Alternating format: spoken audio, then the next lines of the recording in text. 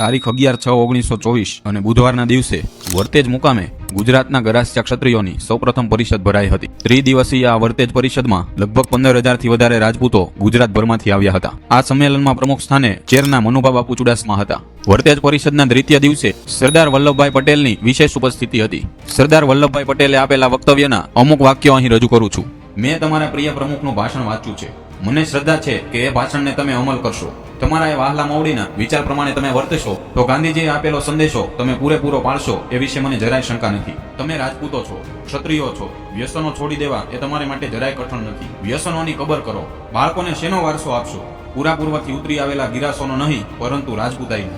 જે દહાડે રાજપૂતો મરણનો ભય છાણશે, ગિરાસ માટે ફાંફા નહીં મારે, કજિયામાં પડી કોટોમાં પગ નહીં ઘસે, કલમને નહીં ઝૂકે, તે દહાડે તેમની રાજપૂતાઈ પાછી આવશે.